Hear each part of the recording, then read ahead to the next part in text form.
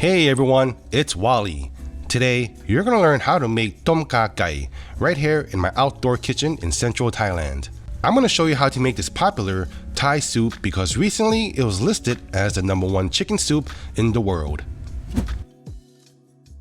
Like many other chicken soup recipes out there, tom kha gai is a healthy soup that is good for you. The amount of ingredients may seem overwhelming, but I promise you, once you've got most of the ingredients, you're on your way to making a super delicious Thai-style chicken soup. Just look at the amount of fresh, nutritious ingredients. I can already feel my cholesterol lowering. This recipe is so authentic that all the ingredients come straight from Thailand. Fresh galangal. From the ground and from the trees. Let's get going. In Thai, tom means boiled, kha means galangal, and gai means chicken. If the ingredient is in the name of the soup, you know it's gotta be important. First off, we're gonna get some galangal. That heavy-duty tool right there is what Don would be using to dig up galangal. It's also the tool she used to force me to marry her. By the way, here's a warning for all Thai women watching this. Do not marry Chinese American men, because we make you do all the back-breaking work. Galangal, which first of all sounds like a strange alien name, is really important for this recipe as I mentioned. There is no substitute for it. Galangal is a root often used as a spice. In this case, it provides a subtle, citrusy, and earthy note to this soup. Next, Don pulled out some fresh lemongrass behind our kitchen. Lemongrass is also very healthy and adds a nice pleasant taste and scent to tom kha gai. It's easy to grow too, yeah? After a quick cleaning and removing of dirt, both are good to go. Next fresh ingredients I've got here are Thai chili peppers, fresh and dried. These fresh chili peppers were also picked off from this farm earlier on. Another popular Thai soup ingredient is Kaffir lime leaves.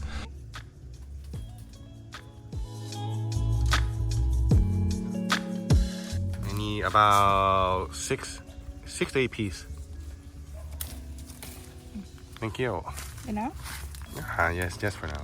All the other ingredients that you see here are purchased from a local fresh market nearby. Final ingredient from this farm though is the chicken. Yep, sorry, but one of these little guys gotta go. This is 450 grams of chicken thighs. I took the bones out already. Keep the bones though because we're gonna use that to make a quick stock. Cut the chicken thighs into large bite-sized chunks. You don't want to cut too small because the chicken will shrink. You can use chicken breast if you prefer. You can also use firm tofu as a substitute to make this vegetarian. Oh, and by the way, I was just kidding about the chickens. These were bought at the local market. The chickens at our farm are safe and sound. Mushrooms are very healthy too, and that's one of the great things about this soup. I'm using oyster mushrooms, which is a common ingredient in tom kha gai. If you cannot find oyster mushrooms, some substitutes are shimeji and button mushrooms.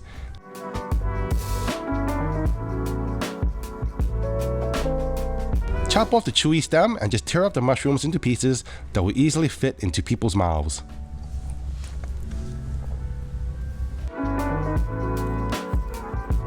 Here's a tip about cutting lemongrass.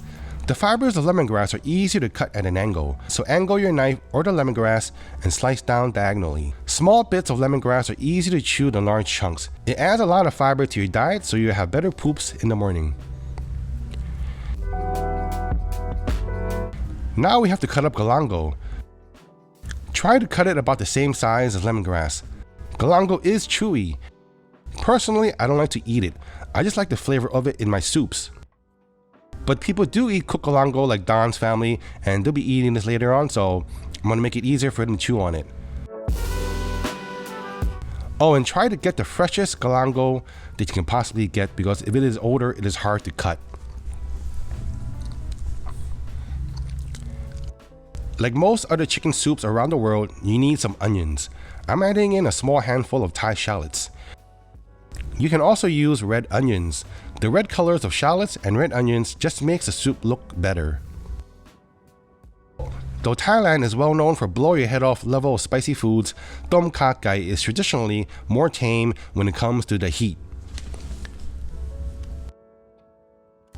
If you want to dip your toes into the realm of spicy foods, Tom Kha Gai is the perfect gateway.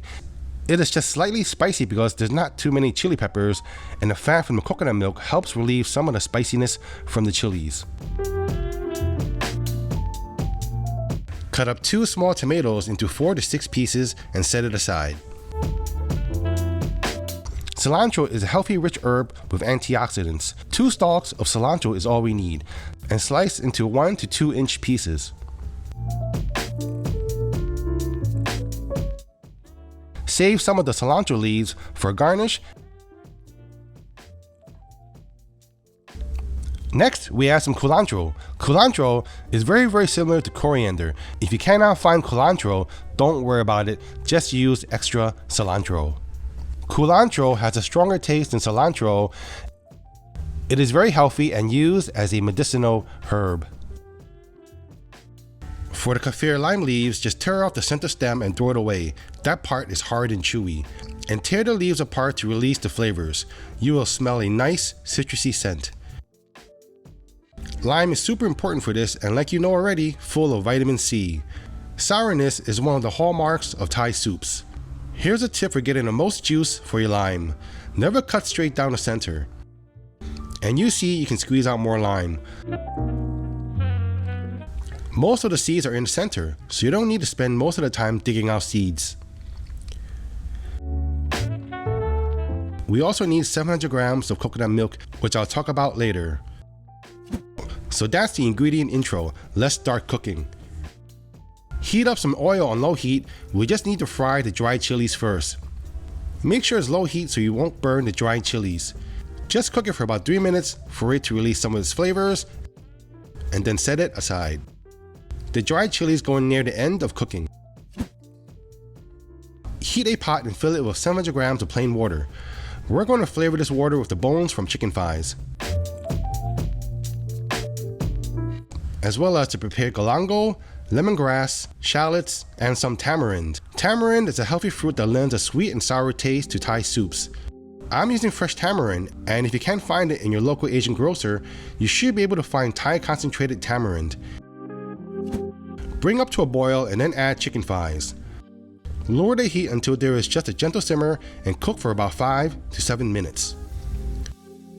If you see some sort of foam on the surface, just scoop it out with a ladle. It's more for appearance.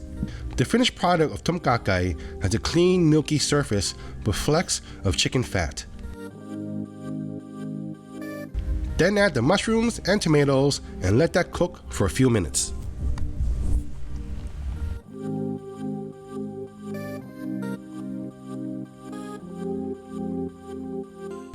The liquids should be at a gentle simmer, because right now I'm going to add about 500 grams of coconut milk first.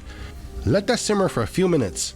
You don't want the soup to boil at this point, or else you run the risk of coconut milk splitting. Trust me, it won't look good, so let the soup simmer gently. Then it's time to add some more layers of flavor. This is 2 tablespoons of Thai palm sugar, as well as 3 tablespoons of Thai fish sauce. This is a really good brand of Thai fish sauce.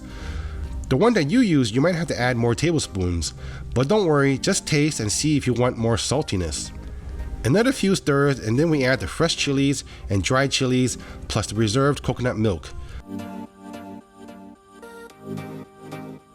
Kaffir lime leaves and chopped cilantro and culantro.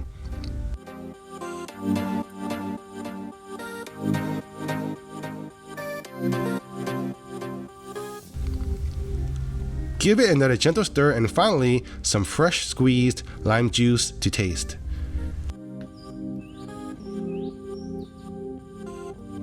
Then go get your favorite Thai wife to taste test and get her approval. Alright, so taste it. See how it's like. Does he need any more? Yum. You sure? You don't need any more fish sauce? No. You don't need any more lime? Yeah? Enough. Just what I added is enough? Wow, that's amazing. Yeah. อร่อยมาก Okay. The most important step in cooking is that you should never ever skip tasting. Always add a little bit of seasoning at a time and taste and repeat until it's right for you.